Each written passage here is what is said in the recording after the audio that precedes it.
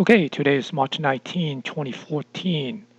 I thought I'd do a little chart analysis without the name of the stock first, and then we go through the analysis and then we review the name of the stock and see what we do the same if we know what stock it belongs to, this particular price chart.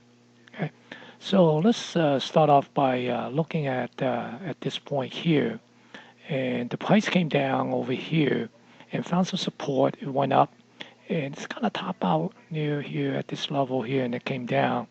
Then it broke that particular support and came all the way down to here and actually formed it a little bit of a doji hammer here. So it's sort of, kind of give us a little bit of a indication of exhaustion on the sell side.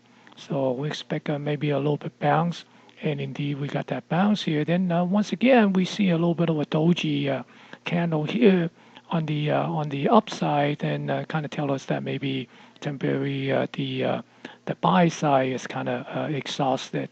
Okay. So then it came down, kind of retreat itself, but it did not get down to this low here, which is pretty good. It's a positive, and also give us a little doji. And right now, if you look at this formation here, this look like a morning star type of formation, which is sort of have a tendency on the bullish side of things when we look at these candlestick pattern. Okay, so which is good. So now we see a little bit of a price movement on the upside, and we're essentially looking for to possibly get up to this level or on a closing basis, maybe at this particular level here.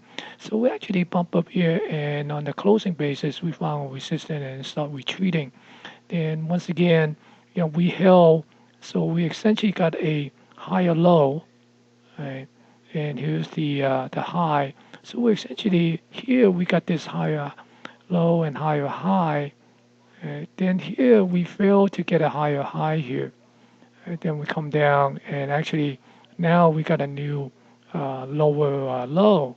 But we established 2 point, so now we could at least draw a trend line here or something. And before we extend that trend line, these prices have to occur. And now we got this big gap here, and it actually came up and hit resistance right where we broke the support earlier. And with this hammer type of candle, but since it's on the top, so this is more of a, we categorize that as a hangman candle, which is a little bit of a bearish type of a candle. So then we expect the price to retreat a little bit, which it did. And now, and if we notice that the price came down to sort of middle of the gap, it didn't completely come down and fill this gap here.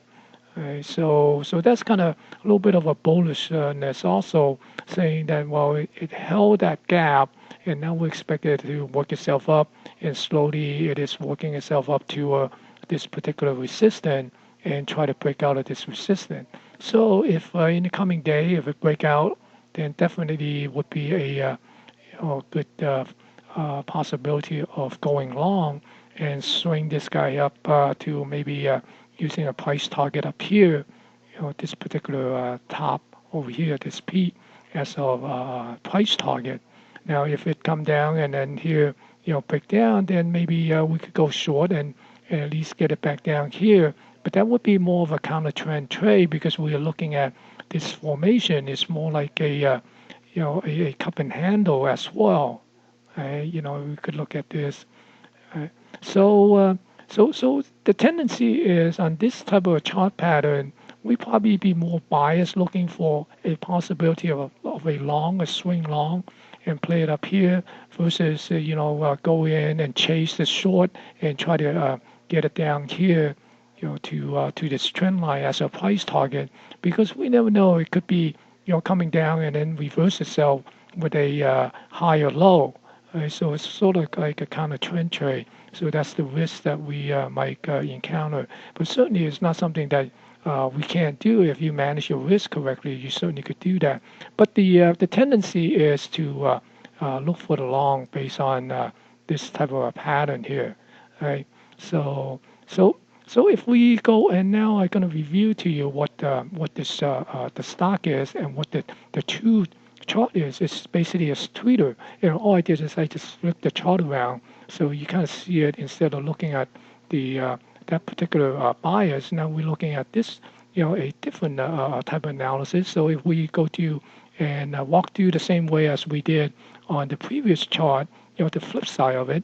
So we essentially came up here, hit this resistance, pull back, and found a low here, came up and booked this resistance and came up here, came up, formed it a little bit of a doji spinning top candle. Then this right here is more like a evening star type of a price pattern, candlestick price pattern, which is kind of bearish. So and then it came down, found a little support, formed a little bit of a doji candle, and then came back up, and now it got another doji candle, and this time around it's formed another evening star type of a formation. So now we expect the price to come down. So now the price is coming down, found some support here, and it came back up. Right? Okay, so you can see that we are forming a lower low, lower high. Okay, then we got this higher low. They say, oh, maybe things have changed, So it came up here, but again, we're looking at, see, could it get up here to fill this gap? And it can't even fill this gap. And then all of a sudden, we got this earning gap from Twitter earning. And then it came down, got a little bit of an inverted hammer, sit on this support here. So it didn't break that support. Now it's bounced back. And when it bounced back, it try to fill this this gap, unable to fill this gap, only halfway through, and found resistance and came back down. Now it's coming down to the possibility of testing this support again, and maybe it will break the support. If it break the support, then would you go short and play it down to this low here, right? Or it might be coming back up.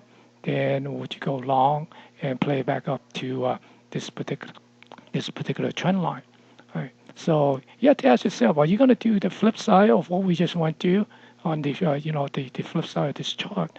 Right. So the thing is, I basically just want to illustrate. Sometimes we tend to have this little pre-bias of what we're trying to see out of the chart. We sort of force ourselves to look for things that might not be there, rather than just let the price tell us which way you're going to go. So because I know a lot of people are kind of thinking that we will get a bounce, because Twitter been kind of looking at this 50 level, and then when they get down to 50 level, we will get a bounce. Yeah, we might get a bounce, maybe back up here to be somewhere around the 5350, 5370 area. Okay, and who knows? Who say it can't be bouncing back up here? There's a possibility of doing that. It might even break that. But the thing is, you have to believe in what you're seeing on the chart. If the chart tell you one thing and you go do the other thing because of your pre-bias, then you just kind of, in the long run, in this game of trading, you're not going to realize that edge, because the probability, the number will work against you. So that's something that, we all have to learn to be consistent, right? Not because we see it because it is Twitter. Hey, maybe it could be another Google, that it could go to 600 to 1,000 or so. But the thing is, if we let those kind of thinking influence on our trading along the way, then the chances are we will make all these emotional decisions instead of making these decisions based on price action.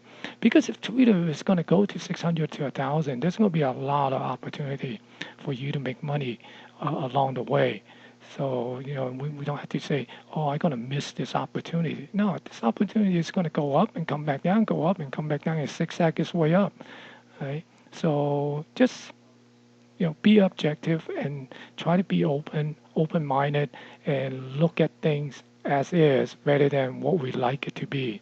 Okay, so good luck.